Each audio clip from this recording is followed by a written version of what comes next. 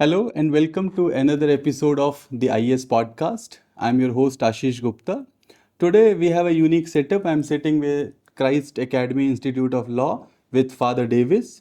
We are going to talk about his journey, about the institute, about legal education, and also about the future of law.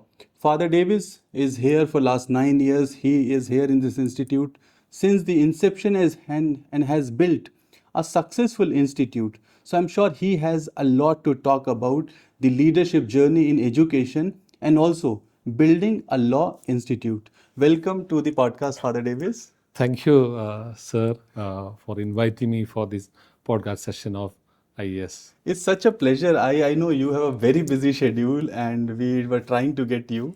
And I know we have a short duration, Yes. but then we will try to take everything in next Yeah. 30 to 40 minutes, especially from your leadership journey. Father, you come from a unique setup, right? You are a priest, you are a legal educator, and you are also a leader. Others look upon you. Where it all started? The leadership of mine started maybe when I was the school. I maybe one of the interior village of Trichur district. School days, I was the school leader. Okay. Maybe they connected to the party. I don't want to mention the party, but I was a candidate for that party, and then I won the election. And then, at the same way, I was we had Christian students organization was there. So leader of that group also I was there. Okay. Maybe a little bit contradicting two position, but I managed. Okay. And when I was in my childhood, that leadership quality has grown in me, where my parish church belonged to. So my credit of my leadership quality is to maybe my parish church where I belonged in my childhood. Okay. And even my dad was that kind of maybe leader for that one. So it all started from childhood only. Childhood. You And then I came for, I joined for priesthood. Almost all the grades of my studies, I was the leader, maybe elected by my batchmate. So I think innate quality of my leadership was there. That's why maybe my companions elect me to that post. Then I come for the degree program in Irinjalakuda Christ College. Then some of the party members asked me to contest the election, but I declined. Then when I went for the law program, 3-year LLB I would done it, the government law college. Right. The government law college almost all the campus in Kerala is politicized campus. But there I formed a movement. I'm not against any party politics because our system, I have to accept it.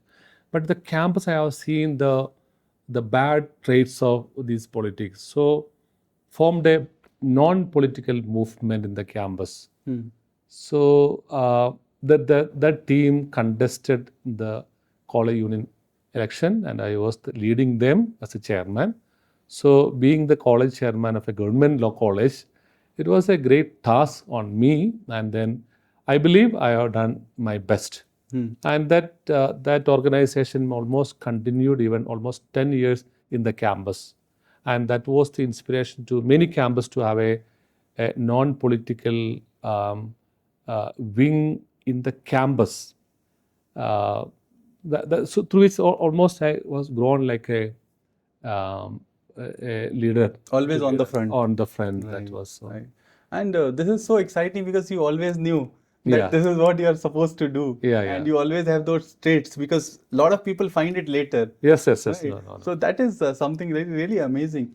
Before we get into law, I'm curious to know the journey of priesthood. Yeah. How does it work? So I joined the priesthood. Maybe I'm attracted in the like kind of my love for the poor people, to serve the poor people. So earlier I was initiated in the party lines in my view, with the different party politics. But later I thought maybe joining the priesthood I can serve, where the very poor people are well taken care of. Right. So with that interest, I joined the priesthood. So after priesthood, maybe a basic of philosophical thinking and thought process I learned from when I was doing philosophy studies. That's a degree program for all of us. That Christ University Dharmaram campus, I was doing it. And there I learned a very good legal critical thinking process in my life. Okay. Even that time onwards, I had a fire in me. If I study law program, I can do more service to the vulnerable sections of the country. Right. That was there. True. Then we had studies for theological studies. Right. That is more connected to Yes. the church. And then I have done my canon law licentiate from Pontifical Institute of Rome, and then Dharmaram DVK I was doing that program. So all this helped me. Maybe a thorough research mind was created in me. At the same time, the critical thinking, and then all these places, even leadership quality has maybe developed more and more in my life. Right. So that took you to the Yeah, yeah. journey where you are today.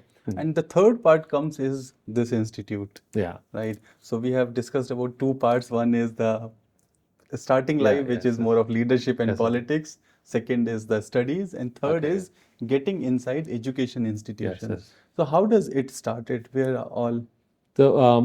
When I studied the law program, before I become the priest, law program was initiated in me, because my congregation wanted to have a organization, that is NGO, Right. Jananidhi. We had organization to Trichy district. Right.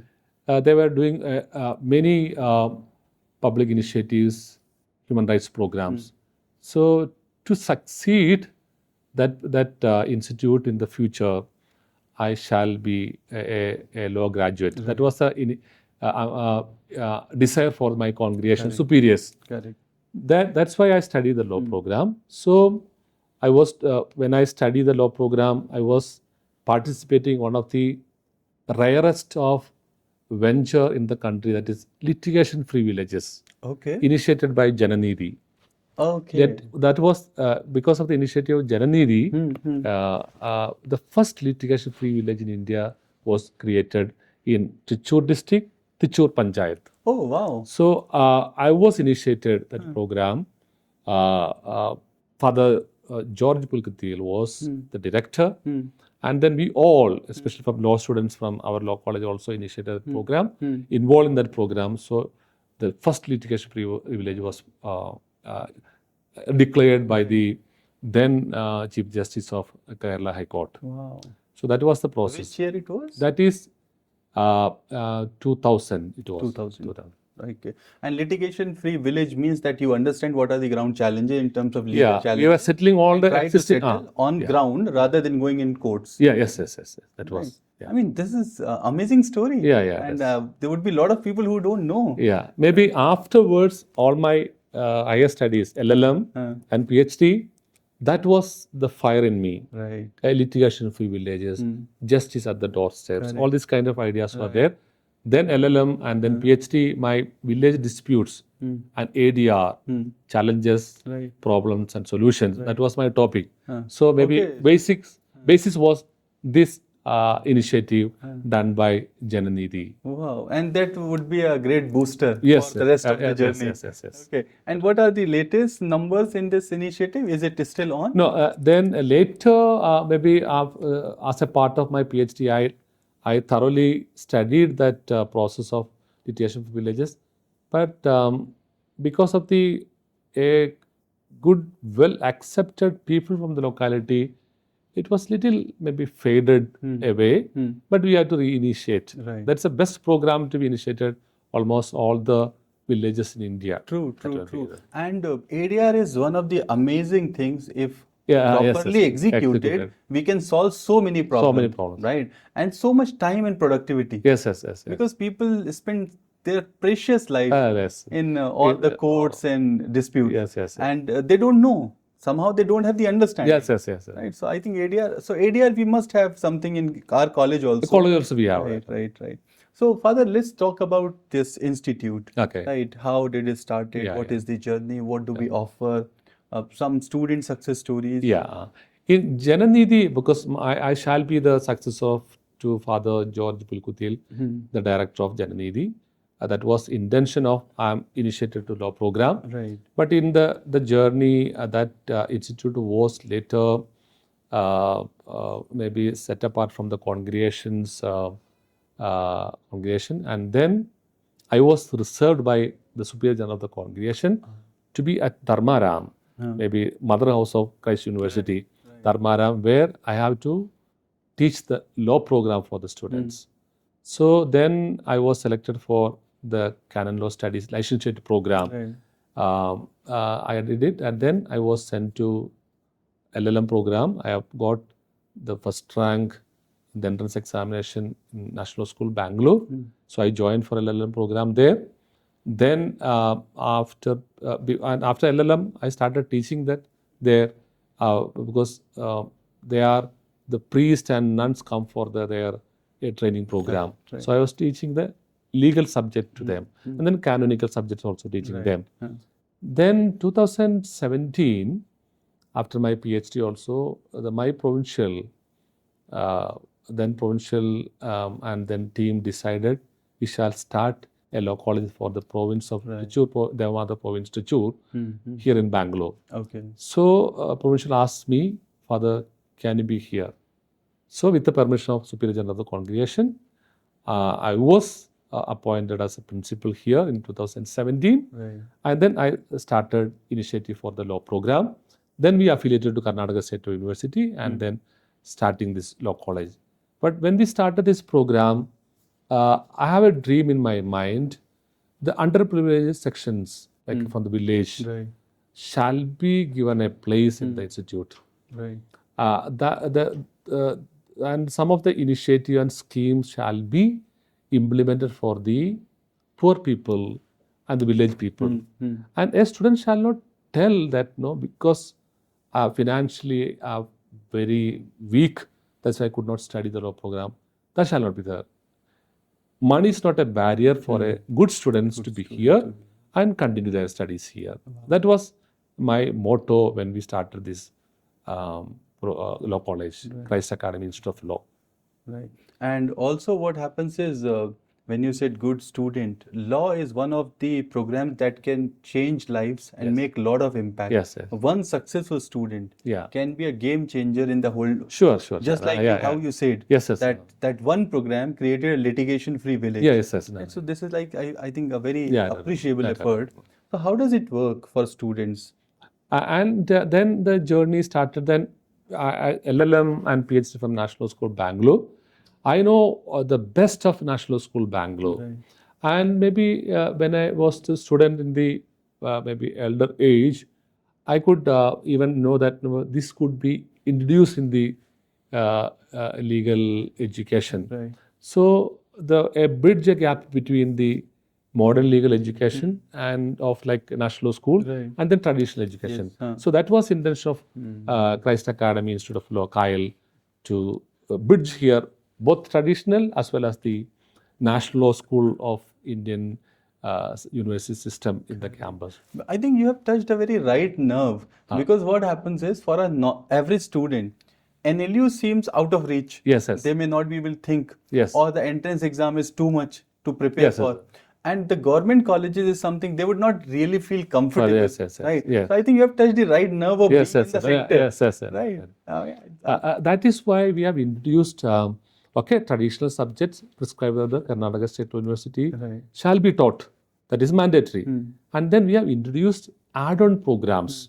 Every semester, a student shall study one add-on program. So in a year, they'll get minimum of 2 add-on program. That is maybe very modern legal concepts are taught to them. And what are the courses we offer here? We are offering 5-year BLLB, BBLLB and BCom LLB. And then 3-year LLB program and then LLM Constitutional Law 2-year 2-year program, that is. Right. And how, I think on an average, we would have 60 seats in every course? Yeah, we have BLLB, we have 120, BBLLB 120, BCom LLB 60, and then 3-year LLB 60, and LLM 20 seats. Right. So about 400, 420 yes, students we serve every year, right? Yes. And tell us about some of the students' achievement, because I'm sure with the kind of right guidance they have here. And then this institute is inaugurated by Padma Bhushan Professor Dr. N.R. Madhav Menon. Oh. So I had a dream, this shall be a place for excellence in legal education. So I was searching for a person, suitable person to inaugurate it. So when I was in Jananidhi, I had a very good contact with Professor Menon. And then I invited him. He very gladly accepted, and then he was inaugurated. He inaugurated this institute 2017, June 10th, in the presence of then Vice Chancellor of National Law School, Professor Dr. Venkatarao. I don't think there can be a better person than Mr. Menon to inaugurate. He is the father of modern legal education of in India. country. Yeah. I think that would always remain a core memory of this institute. That it is inaugurated by Mr. Menon. He is somebody who brought the 5 years legal education in India and literally turned around the modern legal education. So in the growth, we always concentrate on the holistic education. You know, in the country we have so many institutions, education institutions. They speak in the prospectus holistic. Right. But what I mean, what I say shall be together.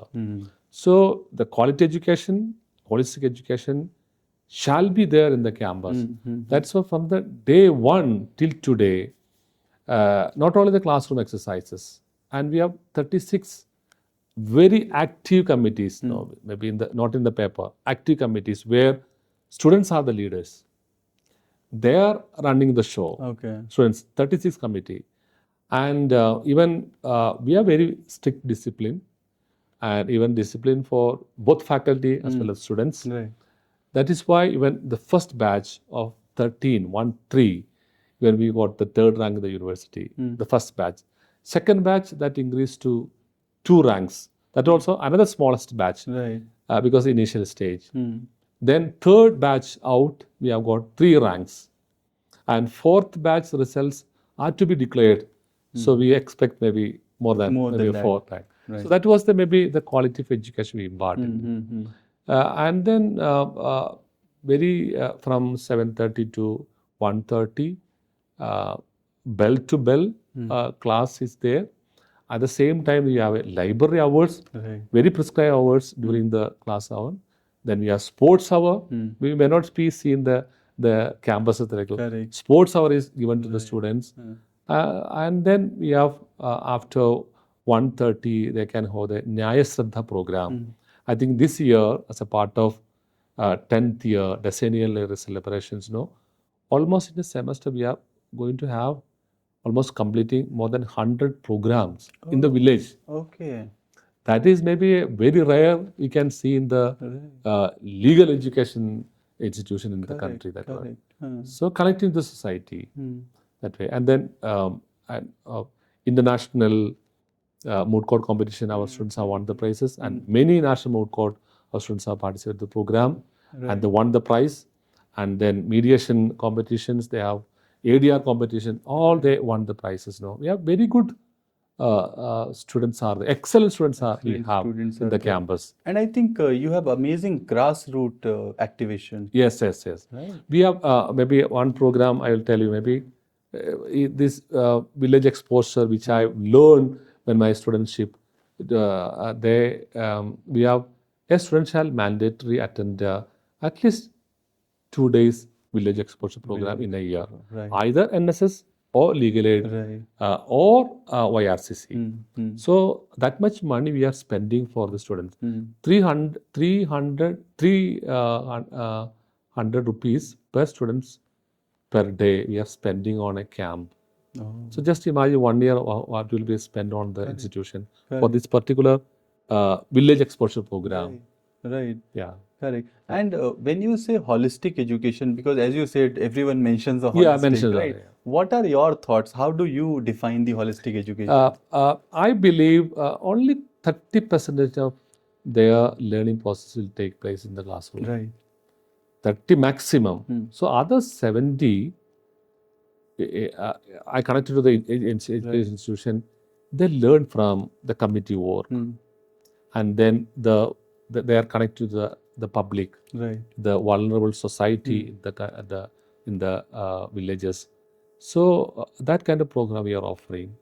And then mood court exercises from the very beginning of first semester onwards, they are trained. Right. And then ADR process we are training. And they are getting all the expert experience through their clinical subjects and then interview methods, everything we are trained them. So then only that the holistic formation and sports, we were the champions. Right. 3 consecutive year we were the champions, football champions. Oh. And 3 consecutive year we are runner-up in basketball. Okay. And in 10th year of journey, I think we are securing a lot of grades in the university in different and chess tournament, shuttle, badminton, all this we are all the years we are either champions or runners up in the university.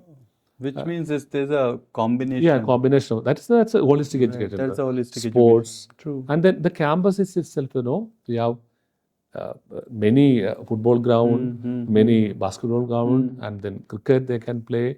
And then one of the biggest turf court in the Bangalore, and the swimming pool, gym facilities are there.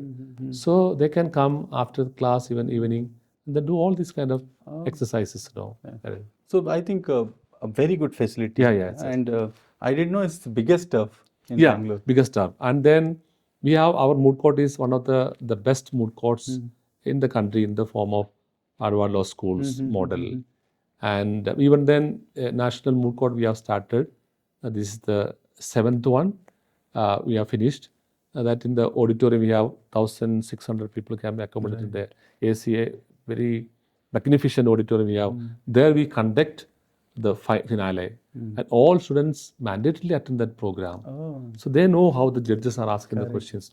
That's a kind of experience where this kind of experience they may not get even any other institution. That's my experience. Correct. True. Yeah. And so now what is happening is that while we are seeing students doing very well and everything is there, we are also seeing a lot of changes in law education due to technology. Yes, sir. Today what is happening is that when we saw law, it was all about the books. Okay, yeah. But today things have gone digital. You can access everything. Yes, sir. I remember like 25 years back. Yes, even for a case, you have to go and open a book and see what happened, right? Today everything is available digitally. But we are also moving in the age of AI. Yes. And AI is no longer optional. Today it has become part of everyone's life. So as a legal educator, what are your views? What are your thoughts on this changing scenario? Yeah. I believe AI will be complementary to law program. So maybe the era of AI, what we introduce here, especially assignment system, we are introduced. They shall go to the village or they have to interview at least 10, 15 personals and then meet the different field and take their opinion and other thing. And based on that, the connected law subject, they shall prepare a assignment system. Okay. So they cannot completely copy whatever from the ChatGPT, but ChatGPT they can help. Yes. Because the doctrinal part they can take it from there, but at the same time connect to the society, take from there and then connect to this and then produce the best paper. And then if they publish, we are giving the prize monies also for them. The best papers. And once you've added a ground assignment, no technology can help. No technology can help. But doctrinal part, they can refer to the AI and other related. But first they have to work. They work. Once they bring their work, then they can get add-ons or complement from the technology to make it better. Yes. We have very clear instruct the teachers, this assignment shall be based on their experience in the society. Right. So how does the faculty work here? How many faculties we have? What are their qualifications? We have a very good faculty. We have, that is maybe another special things or to Kyle. We have faculty from Jammu Kashmir to Kanyakumari. Okay. So All diversity. states are true diversity we have. And then more than half of the faculty is with the PhD. And even PhD from best institution in the country. Okay. That's a good thing. And we have nearly 50 faculties. So that is also maybe maybe very rarely you can see this many faculties. Right. And then we encourage their research program, even maybe if they are publishing the Scopus Index articles, a huge amount. Correct. 50,000 to maybe 10,000 in between that amount is given to them. For every journal they Every publish. journal they publish. Even students also we are awarding the prize money. So initiate the research. Correct. And then nearly 50 books our faculty have published. Oh. Out of 50, 13 books are mine. Okay. I have published as a syllabus book for the Karnataka State University, and then other university people also can be used as a very good material for them. Okay. So I think this is an interesting part. Tell us more about your books. My first book, it was like my PhD, Village Disputes and Area. Then I join here. That was the legal research was. Then I started another one of the best book, maybe most solved books as Legal Method. Okay. And even that is translated in Kannada also. Different languages that was translated. That book is a syllabus book from some of the national schools also. Even suggested by some of the very good scholars to different universities. And then later different subjects also I wrote it. 13 books I have published. Nice. Maybe next time when we sit, we'll sit on your books and discuss each one by one. And then more than 7 Scopus Index articles also. Right. So my philosophical studies and theological studies gave me the kind of a thorough research attitude created in me. So that I have imparted to my students whenever I teach them. I'm happy to teach them, and then till since only 2 years I was not teaching them. Otherwise, I was teaching them legal method. Okay.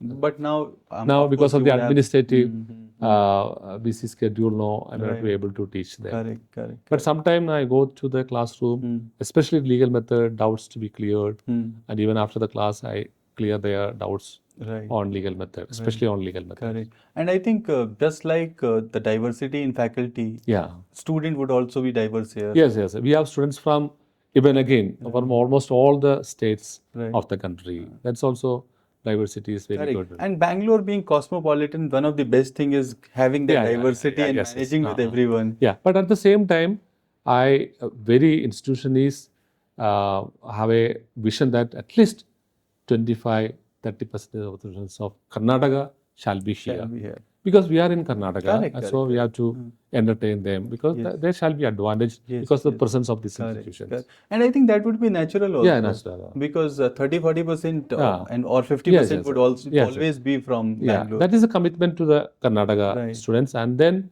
some of our books are translated to Kannada. That is Kyle commitment to them. And then we have Sustainable Village, and then Kannada language promotion, one committee is there. And that's particular for this state. And which is nice actually, being operating in this state. We have to have the commitment, and that's like a true education institute to be. But apart from Karnataka, where are most students from? Then we have a certain percentage from Kerala and other South Indian states. And almost 30-35% from North Indian other states we have. And then Northeast. And because of the Christ name, I'm sure it will be very popular and sought after institute for a lot of students. But don't be confused with the Christ University. We are the CMI congregation running the institution Christ University. But this is not a part of Christ University, but we are the same priest running that institution. But it's the institute is different with a similar name. Similar name. And since the institute is almost going to complete 10 years, I'm sure there would be many achievements also for the institute. The ranks you have already talked And then during this journey, we have awarded from different organizations, best legal institute in the country, best principal in the country, iconic leader in the legal education. All these awards, almost more than 15 awards being granted to Kyle till this 9 years of journey. Right. So, Father, what I could see is that you are an accomplished leader, Yeah. an accomplished author with Yes, sir. 13 books, Yes. 7 scopus, journals, somebody who has built an institute and a lot of impact. Yes. And having your degrees done in theology and also the PhD, Yeah. I'm sure you would have a lot of wisdom. Yes. So, in next 10 minutes, if we can get some of your wisdom for our viewers, for the students, that would be a lot of things. Some life lessons that Yeah. you can tell, because you have seen a long journey. Yes, yes. And coming from one background to other Yeah, successfully, yes, yes. right? You have navigated a very successful journey. Yes, yes, sir. What are your key life lessons? The first thing I learned from sincerity, with a sincere heart, we approach something, and with the hard work, no one can defeat us. Okay. Issues will be there. Right. In our journey also, we have witnessed that kind of things. Hmm. But with the sincere hearts and hard work, if we aspire for something, whatever issues come in front of us, no, we will not be defeated. And of course, when the sincere heart will be blessed by Lord Almighty. That's why mind, body, and heart, hard work together in a position for a particular thing to be achieved, God will be there. Right. That's my experience and belief in my life journey. I think you have rightly said. We always say that mind, body, and your heart. If all three are aligned, aligned. then you are on the right track. Yeah, yes, yes. It should not be that the brain is thinking something else. You are trying to do something else. Then there'll always be confusion. I'm a person maybe hardworking from the very childhood. So I get up early morning, maybe 4 o'clock. Even to complete my PhD, I used to get up 2 o'clock in the early morning. Oh. Because I was administrator, Dharmaram College, where Grassroots universities existing.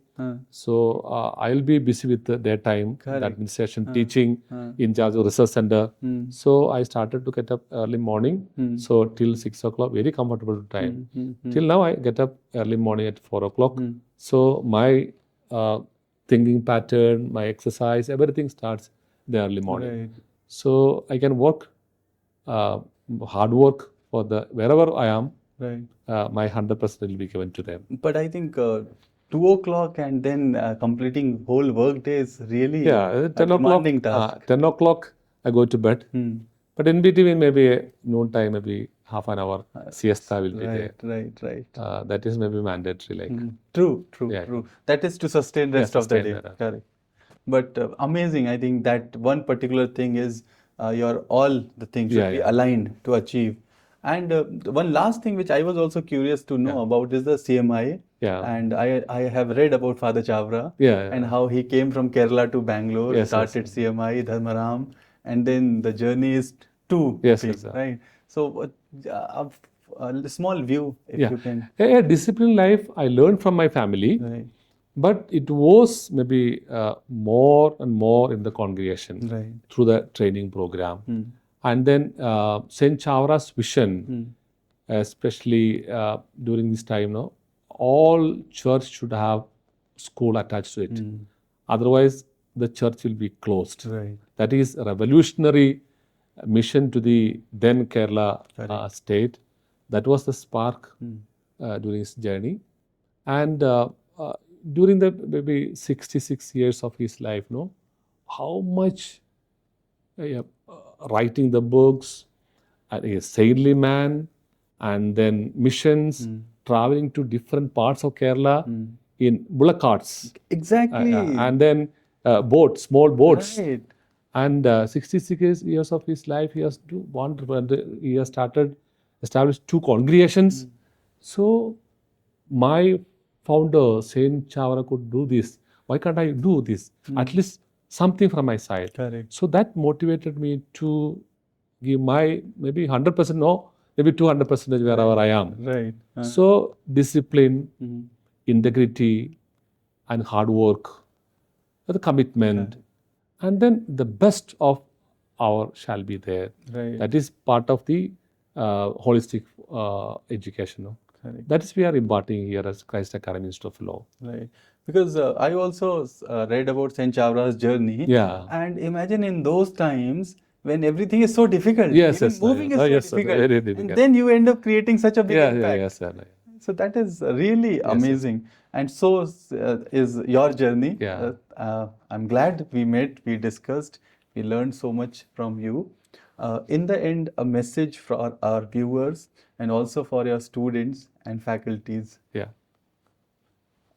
Any success, if you want, discipline and hard work and integrity are most wanted. Without integrity and discipline and hard work, you cannot achieve.